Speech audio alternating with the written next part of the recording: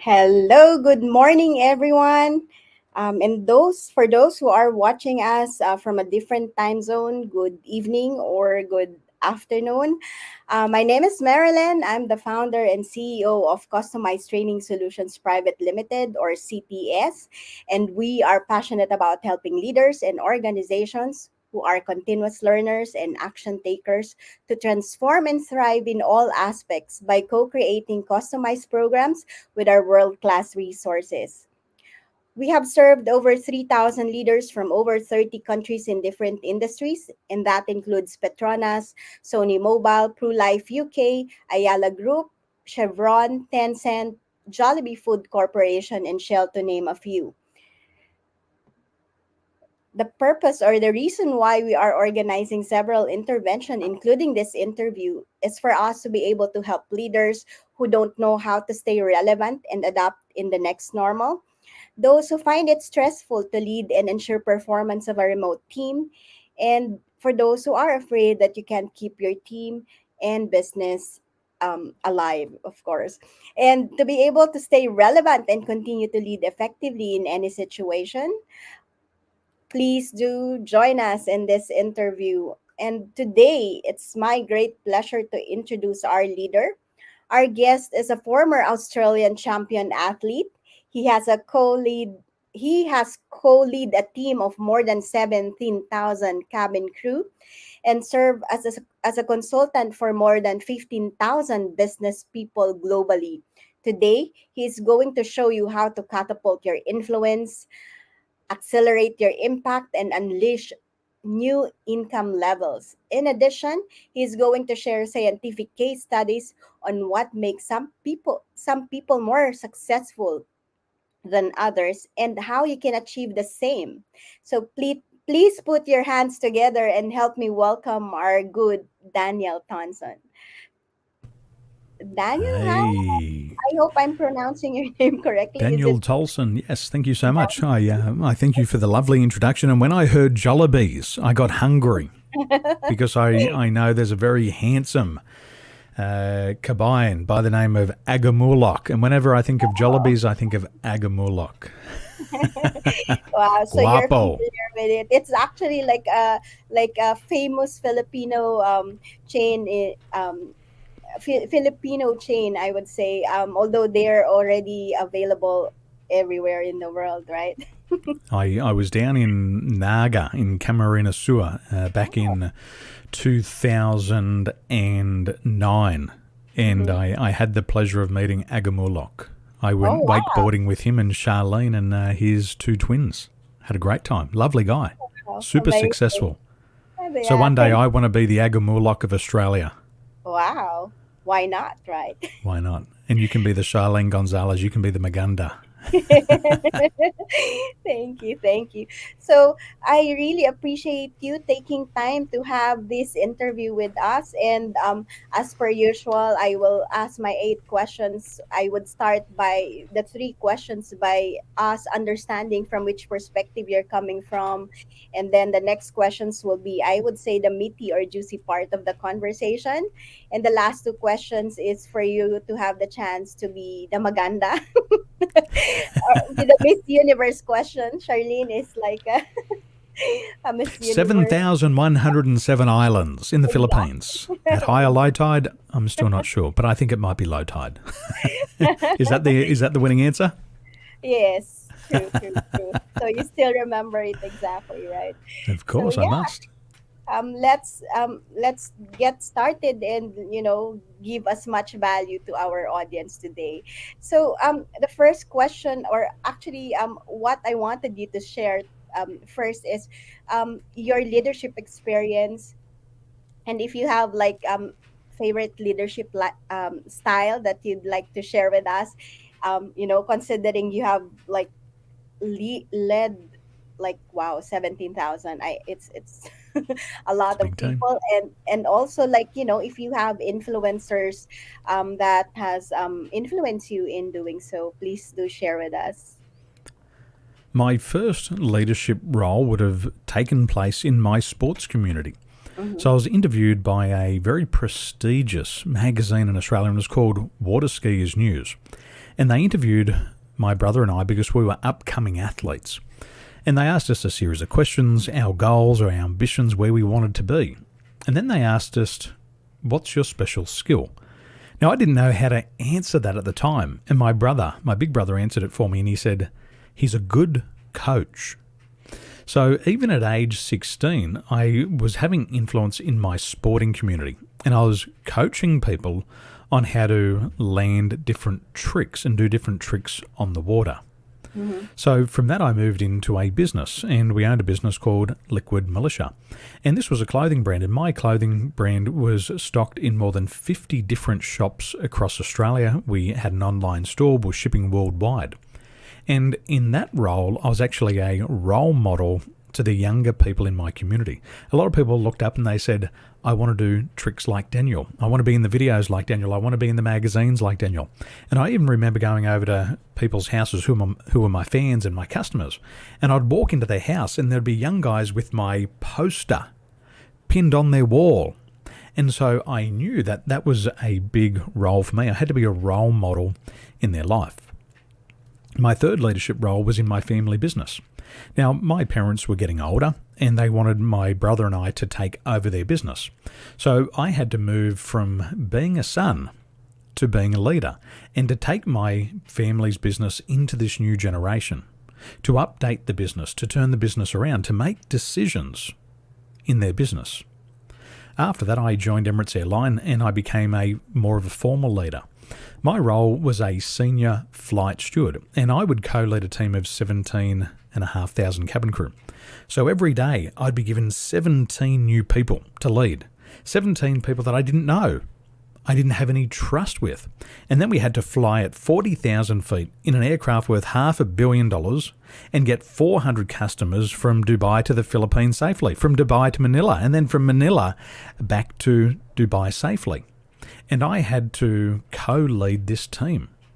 And what I realised was working with this big team and the customers, you couldn't have one leadership style. You had to have 17 different leadership styles.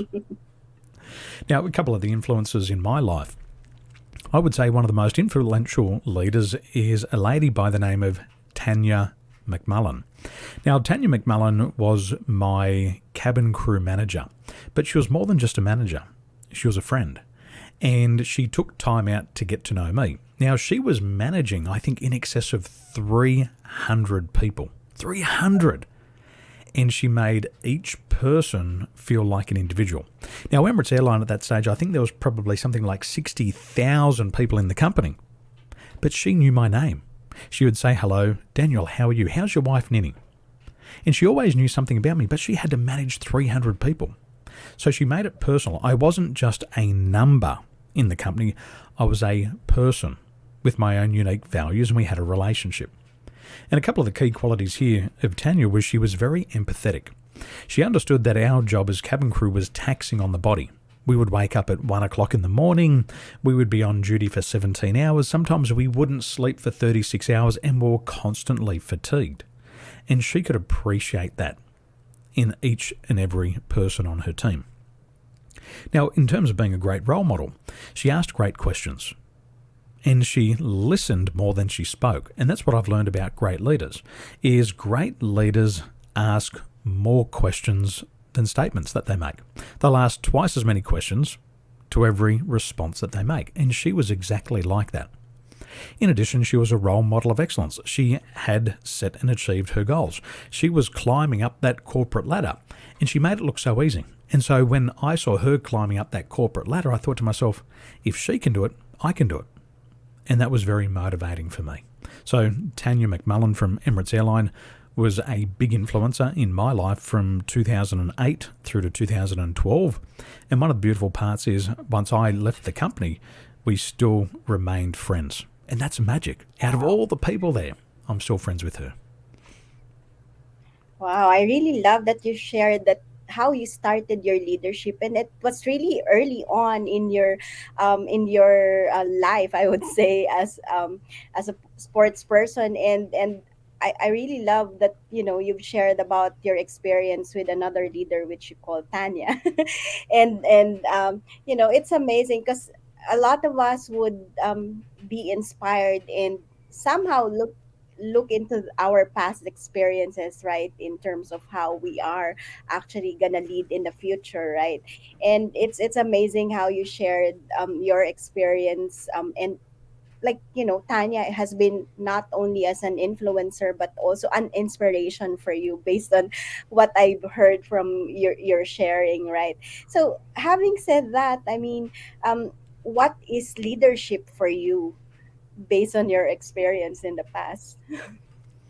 Well, there's two types of leadership, in my opinion. The first one is personal leadership, and the second one is strategic leadership. Now, in personal leadership, it's the ability to get results in your own life. Mm-hmm. And secondly, I talk about strategic leadership, and this is getting results through others. Now, if you want to be a great strategic leader and get results through others, firstly, you want to make sure you're getting results in your own life because you've still got to be an inspiration. You've got to be a pillar of strength. You've got to be a beacon of light, and you want people to follow you. See, leadership is also the ability to get followers. If you can't get followers, then you're not a leader. So, how do you do it? You first of all get the results in your own life. So, for me, I made the decision that I wanted to be a coach and I wanted to grow a successful business. Now, I also want to coach other people on how to become a coach. So when they look at me, they go, wow, Daniel has had more than 17,000 people through his programs and speeches. This is possible. So I can say, look, I have done it. I grew up with learning disabilities. I didn't finish school, and I did it. Now you're educated, you finished school, you can absolutely do it. And so they go, well, it makes sense.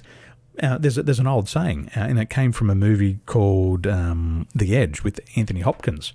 And in the movie it says, what one man can do, another man can do. So as a leader, you've got to prove that it's got to be done, and then you can start to lead others, and then you get the results through others. So firstly, personal leadership. Secondly, strategic leadership.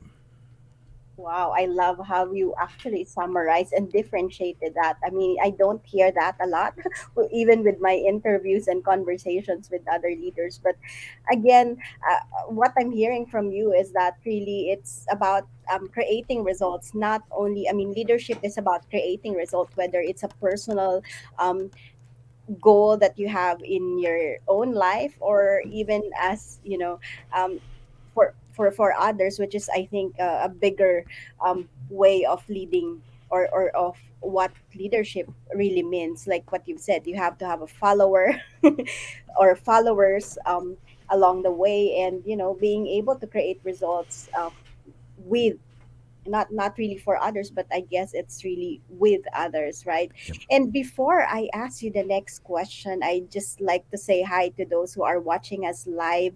And I thank you, William, for giving us the heart for the love. And please feel free to share with us if you have any questions. And so for sure Danielle will be able to accommodate us with that. And hi to Misha. Let me flash it. Misha Hey, is Gail. There we hi. go. Kumastar Mare, all the way from the Philippines. Yes, and Riza. Hi Riza. She's saying hello. Tuning in all the way from Philippines. Wow, and great insights. Wow, and we're just getting started. We are just warming Right. up. Yes, we're just warming up, in fact. Yeah. So thank you so much for engaging with us, and continue to learn from Daniel today. And so, I mean, in my introduction, we've also mentioned about the challenges that, the pandemic has brought about. But for sure, I mean, you working in a huge organization, leading a lot of people, for sure, there are challenges that you've also faced. Right. And so, like, but what's the difference, like, with the past, on in terms of leadership, perhaps, and what's going on today, right? So but before I ask that question, how would you actually define, I mean, we've been hearing a lot about new normal, next normal, with all the, again, the challenges that the pandemic has brought to our lives. So, like, how would you define it or describe it if you were to? Well, I think the theme is going to start with the letter C. And there's going to be three C's that the next new normal is going to bring to us.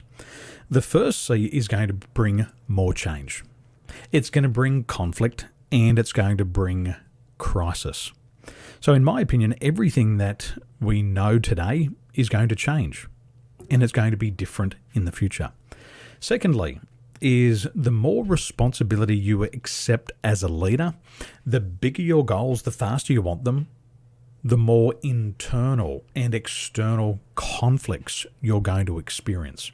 You're going to have to face them also. And then finally, we're going to experience more crises. We can see the crises are happening faster than ever before. We haven't even got through COVID and we're having a war. We haven't even got through the war and Australia is having a 1 in 500 year flood. But what happened just before that? We had droughts, we had floods, we had the global financial crisis. There was more wars in the Middle East. There was sanctions all around the world.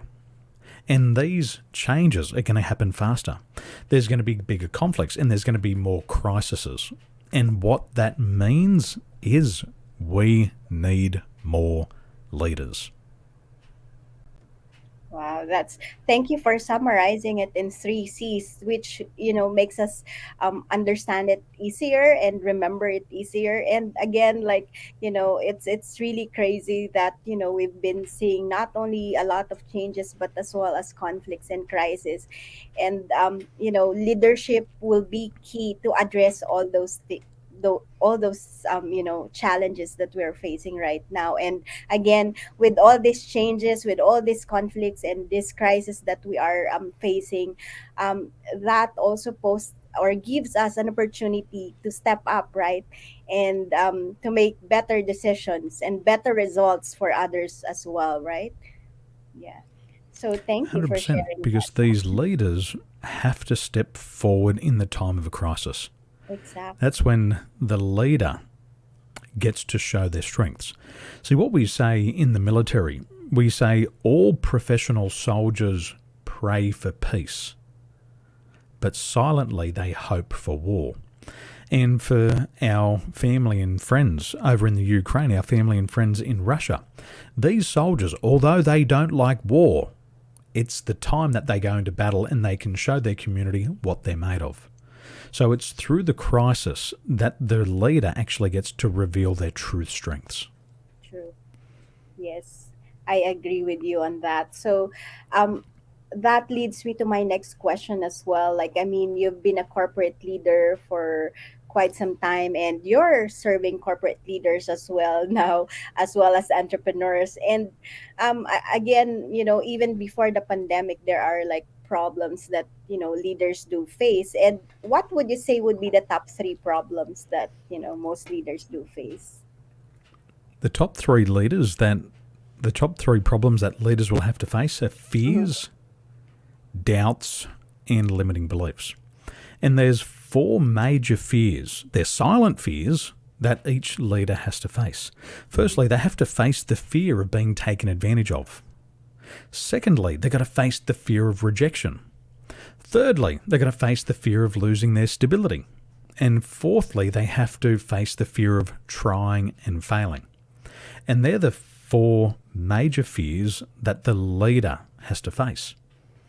Secondly, a lot of leaders, they've got to overcome their own doubts. They ask themselves, am I ready? That's the first one. The second one is my team ready? And the third one is my competition too strong? And they've got to face those doubts, especially when we're going through times of change, conflict, and a crisis. Now, the limiting beliefs that all leaders have to deal with is the first one is, what if it doesn't work out as planned? That's a limiting belief. Secondly, they have to overcome the limiting belief is, how can we succeed when everybody else is failing? And thirdly, a lot of leaders feel like an imposter.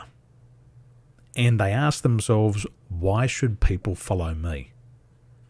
So fears, doubts, and limiting beliefs, this is the three biggest things that leaders have to face in times of change, conflict, and crisis.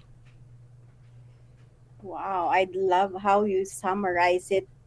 It really sounds so simple, but and yet, like, you get to summarize each of the, the topics that you've shared on fears, doubts, and limiting belief. And again, if I may share my personal experience in terms of, mainly, I would say the doubt that I had, when I was starting this business, because a lot of the people that I do serve are HR leaders from, multinational companies and conglomerates, and then I realized, oh wait, I've never had an experience in HR. And so I started to doubt myself, like, oh my gosh, how can I serve them better if, I do not have the same experience that they have, right? And then I had this conversation with a previous client, that I work with, and then I said, like, oh, and then telling her about my doubt, and then she was just looking at me, and then I said, like, oh, but wait, we have a lot of positive feedback. We have a lot of testimonials. We've given them like a lot of outcomes, and it all came from me. The realization actually came from me. And then she said, like, what I like about working with you, Marilyn, is that, you always do all your best. You go out of your way just to give us solutions, whether it's your, it's your task or it's your role or not. And then I said, like, okay. So, it's really about, it's really about believing in ourselves, right? That's, I would say, would be important for us to, to really lead effectively. Yeah. And so, that, let me go through. Thank you for letting me share my story You're doing on. so well. Yeah. So, and I mean, we will not leave them with the top three problems that, you've shared with us. Of course, we would, want them to know, like, so what can they do better, or what can they do, what are the leadership capabilities and skills that they must have to, to be able to continue to lead effectively despite of the problems or challenges that they may face, which is these top three that you've shared. Well, if you want to succeed in times of rapid change, conflict, and a crisis, there's really three things you've got to do to master it. You can remember the letters S, F, and R. Firstly, leaders have to develop self awareness. Mm-hmm. Secondly, they have to develop flexibility. And thirdly, they need to develop resiliency. So let me unpack and pull apart self awareness. All leaders need to develop an accurate self concept. The leader needs to know who they are and why they think and feel the way that they do. The leader has to understand their own strengths and then play to their strengths. The leader also needs to understand their own limitation and leverage the skill sets of others and build teams around themselves. Secondly, leaders need to have flexibility of mind because who they are today won't get them to where they want to be tomorrow. You have to have the ability to reinvent yourself. You've got to become a different person. You've got to be open to new ideas. You've got to be flexible in your approach with people, with places, and opportunities. And leaders have to remember that there's no one size fits all. Like I said before, when I was a leader of 17,500 cabin crew at Emirates Airline, and I'd get 17 new people every day, I need 17 new leadership styles every day because these 17 people had 17 different expectations. My 400 customers, they had 400 different ideas of how they wanted to enjoy their journey. So you need to have flexibility of mind. Thirdly, you also need to have resiliency. Now, resiliency is about falling down and getting back up. Our friends in the north here, just above us in Japan, there's an old Japanese proverb and it says, fall down 7 times, stand back up 8 times. And leaders have to realize that an overnight success still takes about 20 years. You've got to be willing to accept failure as a prerequisite of success. And I say to my clients, ultimately, you can't beat the person who refuses to quit. So you need that resiliency. And leaders never quit. Never. You will never find a leader who quits. Because if the leader quits, what happens to the followers? They all quit. So you can't beat the person who refuses to quit. And they're the three big things for the years ahead. All leaders must improve their self-awareness. They must work on their flexibility of mind, and they must continuously work on their levels of resiliency. Wow, wow. I This is really inspiring. I mean, and I really love how you are actually making it sound so simple for us, and at the same time, explaining it to integrate what we need to remember and learn from this. And so, let me just share with you some comments again. So Gail said, "Thank you for asking the questions, and these are very timely conversation." And Riza is saying like, I think that's to follow up on what you've said. It's really about leading by example, right? Um, and thank you for engaging with us. So I mean, you've mentioned about self awareness, and as a leader, it has to start from you, right? And again, with like what you've said in terms of the next normal, where there will be a lot of challenges, conflicts, and crisis, it's very important for us to be as flexible and as resilient as possible, right, as a leader, because that will help us go through all these three C's that you've mentioned earlier, and to be able to really still continue to lead effectively and get the results we want, not only for ourselves but for also for others.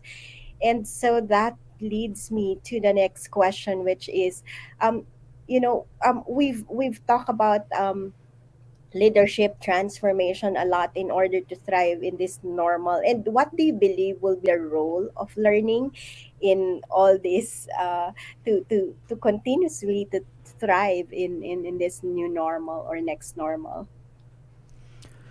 Well, we've got to face the truth.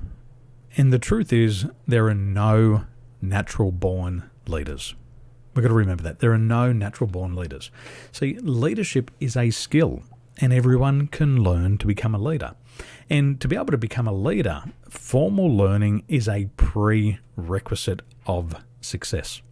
So what I like to say to people is I say, would you hop on an aircraft and risk your family's life with a pilot who said, I'm a natural born pilot? Would you risk your health and safety with a natural born pilot? Of course not. Would you risk your That's scary. family's health and safety by saying, I learned to fly from a Facebook group? Would you risk your family's life if somebody said, I learned to fly an aircraft by playing Xbox and PlayStation? No, you wouldn't. There's no way that you would risk your life. But see, what's happening today is that people are doing this in their business. They say, I'm a natural born leader. There's no natural born leaders. And so what happens is people don't believe them. Why do I want to risk my career? Why do I want to risk my reputation by following your advice? If you're making it up as you go, this is dangerous. And this is happening in businesses around the world. Most people who can't claim to be a leader are not leaders. Leadership is not the title on your business card. It's not the signature on your email. Leadership is a skill that can be learned. And there's 8 leadership competencies that you have to learn before you can claim to be a leader. Firstly, you've got to develop your communication skills. Your communication skills must have to be magnificent as a leader. Secondly, it's the job of the leader to make decisions, and you've got to become really good at making decisions. What I've learned is that 71% of decisions that we make in business turn out to be wrong. You've got to learn to make good decisions. Thirdly, you've got to learn to delegate. And what happens, everybody's had this experience. The leader has delegated you a task. They've over-delegated, they've under-instructed, they've set you up for failure. And you don't want to accept any tasks ever again. So the leader is also responsible for the delegation. If it doesn't work out, it's still the leader's fault. Fourthly, all leaders have to develop their emotional intelligence. Now, 58% of your success in your daily life, according to Harvard, will come down to your levels of emotional intelligence.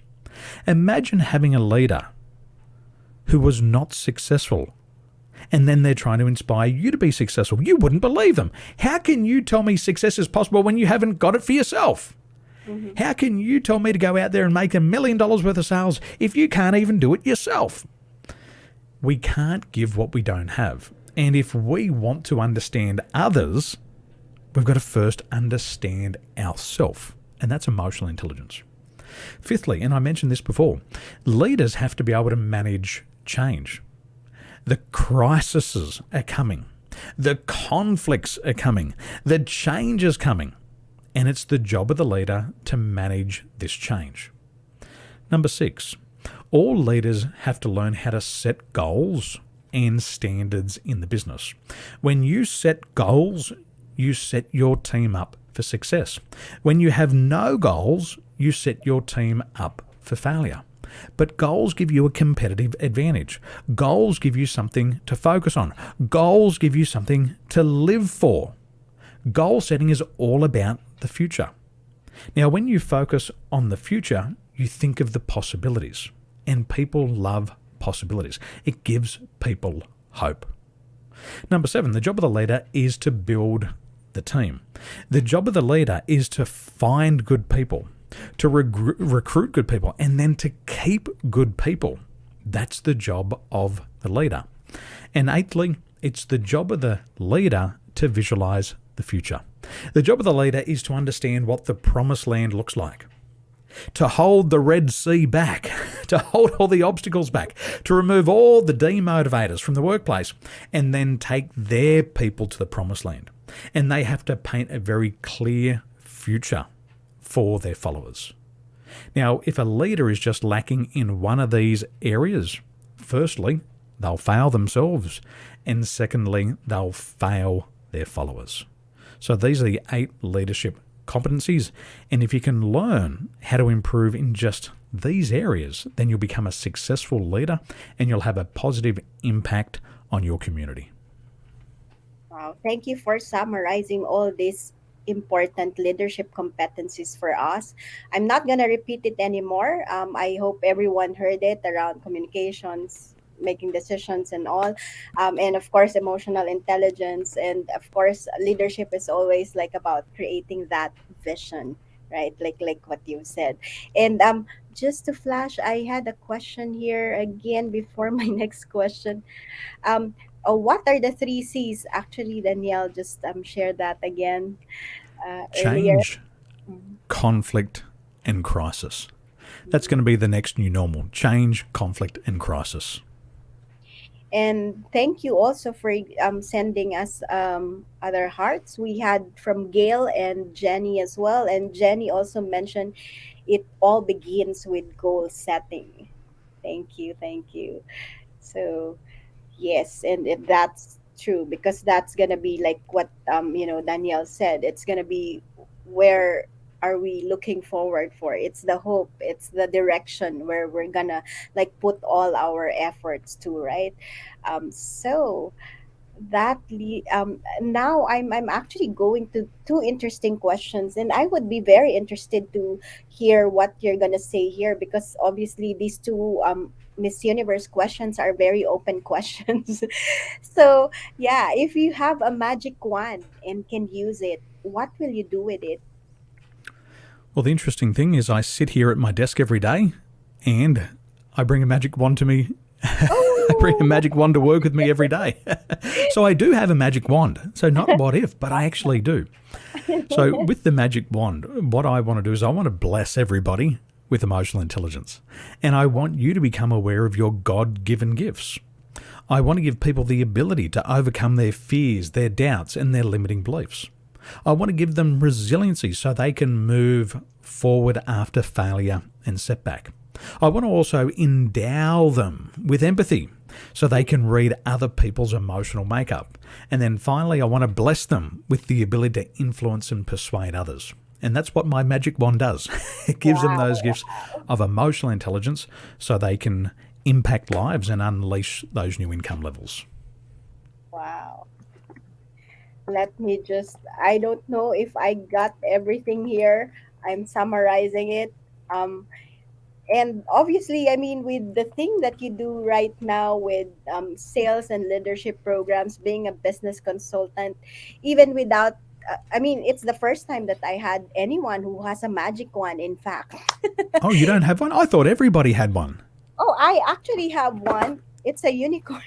Oh, beautiful. It's a colorful one.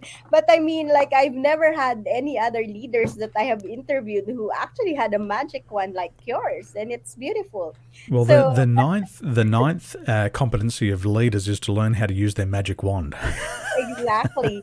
And I mean, that's what you're already doing, right? I mean, it's good that you have like a magic one, and at the same time, like, with the work that you do as a leader and a business consultant, you're actually like blessing others to have that emotional intelligence, empathy, and to use their superpowers, right? To be able to get the results they want in their life and for others as well. I'd like to share another comment. Oh, okay. So Putri is helping us to explain, like, to Sanath, what the thesis are. Thank you so much. And Jenny also made a comment on start by doing what's necessary, then do what's possible, and the magic happens. Yes, suddenly we are doing what we once thought impossible. Thank you, Daniel. And lastly, communication, make good decision, delegation, emotional intelligence, manage change. Oh yes, he summarized for us the the one you recently shared on 8 leadership competencies. Thank you for that. So everyone is really taking notes, and that's really good because that's how you actually remember what has been shared, right? So thank you for engaging with us. And now that leads us with the last or the final question. As much as I would like to ask more, so because we're really getting a lot of engagement from this conversation, right? And I'm really glad that everyone is really paying attention, taking notes, to learn from you. And so that leads me to my next question. If you were to ask yourself a question that you can best answer, what would it be? Feel free to share with us your answer and probably why you chose this question. Well, this question I was asking myself from a very young age, and I wanted to know why some people were more successful than others. And that's the journey I've been on since I was age 19. Why are some business people more successful than others? Why are some families more successful than others? Why are some athletes more successful than others? Why are some leaders more successful than others? And what I've learned is that these successful people are not any smarter. I have personally lived with the son of a billionaire, and I can tell you what, this gentleman grew up with little to no education, yet he became a billionaire. So these successful people are not any smarter. Also, successful people are not any luckier than anybody else. I know self-made millionaires who have had more challenges than you could ever imagine in your entire life.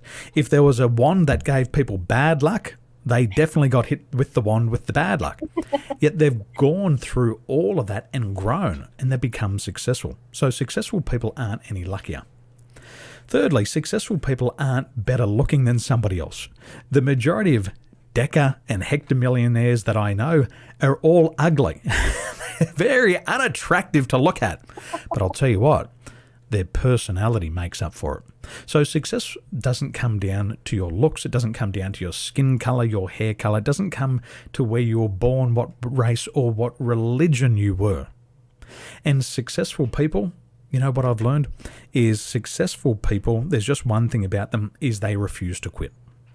Successful people refuse to take no for an example. For an answer. Successful people refuse to quit. Successful people welcome failure. Successful people realize that there's going to be more change in the years ahead.